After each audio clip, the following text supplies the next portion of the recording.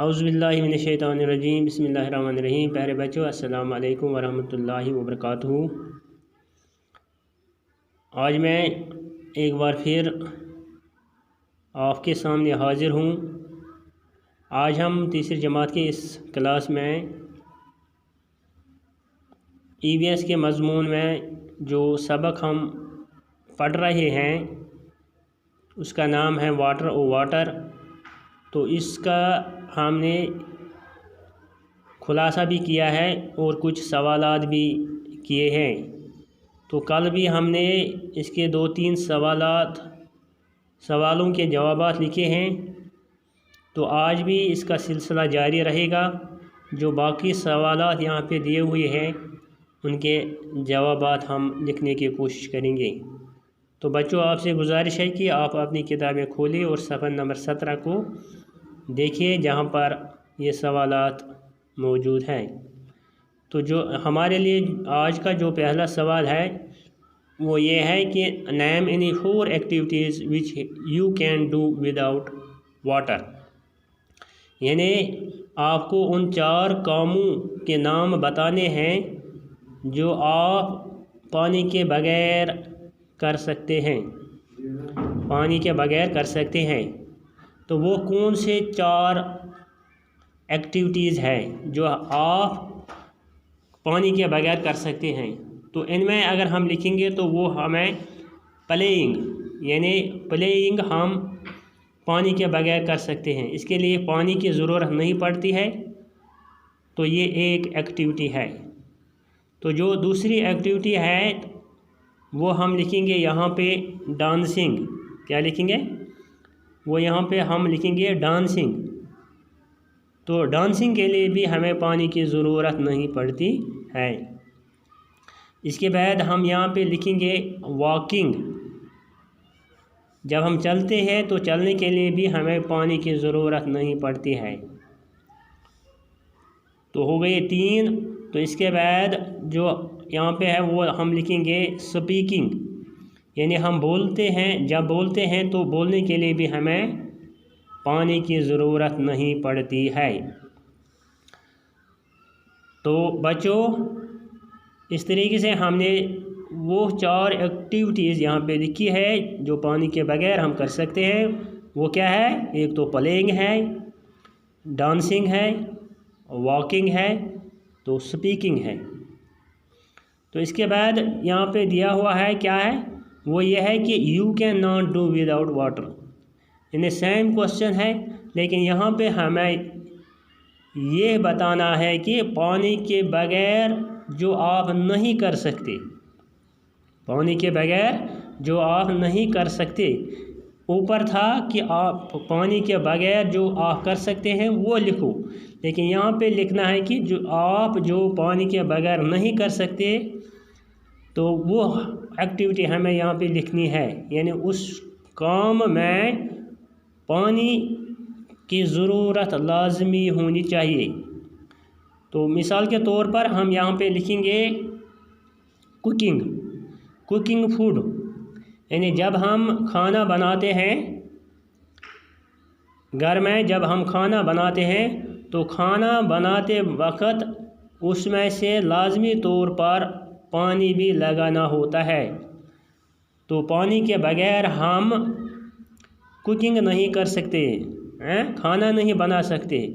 तो इसलिए यहाँ पे हम लिखेंगे कुकिंग फूड। दूसरा कौन सा काम है?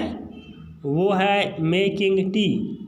यानी घर में जब हम चाय बनाते हैं तो चाय बनाते वक्त उसके साथ पानी लाजमी होना चाहिए या होता है। पानी लाजमी होता है, क्योंकि पानी के बगैर हम चाय नहीं बना सकते।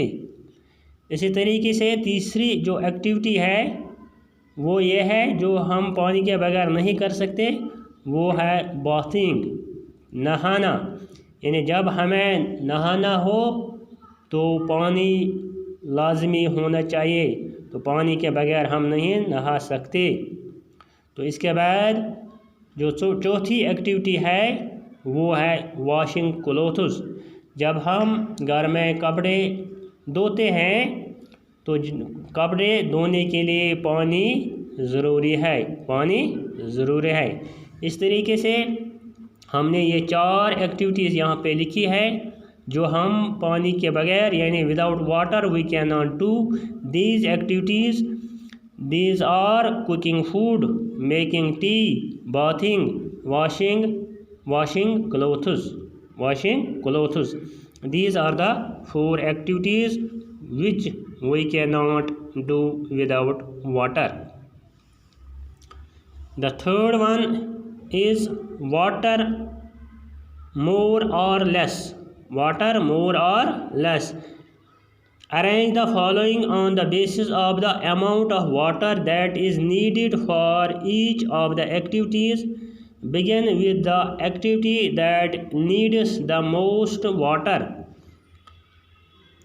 यहाँ पे हमें इन चीज़ों को जो यहाँ पे ये एक्टिविटीज़ दी हुई है इनको हमें तरतीबवार लिखना है, तरतीबवार लिखना है कि किस काम में ज़्यादा पानी खर्च होता है या किस काम में ज़्यादा पानी की ज़रूरत पड़ती है।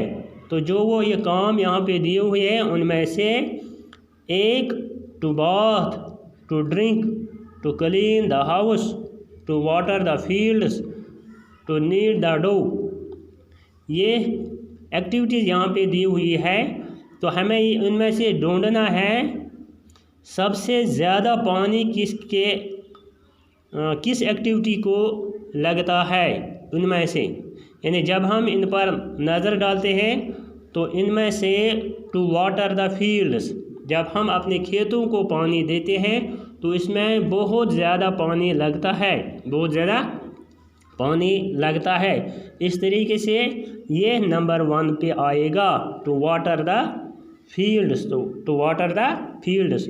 तो दूसरे नंबर पर कौन सी एक्टिविटी आएगी इनमें से हमें ढूंढना है, वो है टू क्लीन द हाउस। यानी इसके बाद जब हम अपना मकान धो डालते हैं तो इसमें भी घर में सफाई करते हैं तो इसमें भी पानी ज़्यादा लगता है। यानी दूसरे नंबर पर टू क्लीन द हाउस ये एक्टिविटी आएगी। इसके बाद जो तीसरे नंबर पर एक्टिविटी आएगी वो है टू बाथ। यानी जब हम नहाते हैं तो नहाने में भी कम से कम 2-3 बाल्टी लग ही जाते हैं। तो तीसरे नंबर पर टू बाथ एक्टिविटी आएगी। इसके बाद जो वो है 2 रह गई है उनमें से एक टू ड्रिंक, तो दूसरी है नीड अ ड्रॉप। यानी एक तो पानी पीना है, दूसरा जो हम आटा गूंदते हैं तो उसमें से भी पानी लगता है। इन दोनों में से हम ये करेंगे कि जो टू ड्रिंक ये हम नंबर 4 पे लाएंगे, तो नंबर 5 पर हम टू नीड द डो लगाएंगे। क्योंकि जब हम घर में पानी पीते हैं तो हम एक दिन में कम से कम एक फर्द 1-2 किलोग्राम पानी पी भी सकता है। तो लेकिन जब हम ये टू नीड द डो जब हम घर में आटा गूंदते हैं तो ये किस बुनियाद पर हम ये काम करते हैं, हम देखते हैं कि हमारे घर में कितने अफराद हैं, तो उन अफराद को मद्देनज़र रखते हुए हम वो आटा या रोटियां बनाते हैं। तो हमने सोचा है कि टू ड्रिंक नंबर 4 पे आएगा, टू नीड द डो क्योंकि आटा गूंदने में बहुत कम पानी लगता है। इस तरीके से जो ये एक्टिविटी है इनमें से सबसे पहले नंबर पर to water the fields, number 2 पे है to clean the house, number 3 to bath, number 4 to drink and number 5 to knead the dough. इस तरीके से हमने आज ये 2-3 सवालात के जवाबात लिखे हैं, जो ये एक्सरसाइज यहाँ पे दी है इनके जवाबात हमने लिखे हैं। तो आपसे गुजारिश है कि आप इनको अपनी कॉपी पे तहरीर करें और वीडियो को बार बार देखिए ताकि आपकी समझ में आ जाएगा। बाकी वस्सलाम।